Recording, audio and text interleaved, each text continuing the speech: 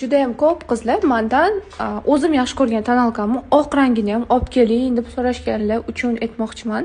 Bu tonalkani men butun O'zbekistonga hid darajasiga olib chiqdim, chunki bu tonalkani bilasizlar, yog'li yuzga ham, quruq yuzga ham idealni ketadi. Yuzda maska effekt bo'lib turmaydi.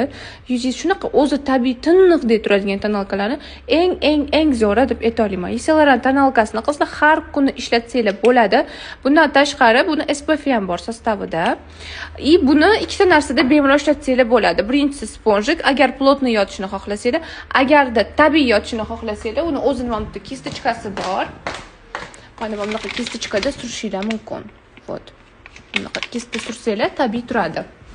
Keyin bu tonalkani eng oq ranglari ham kelgan.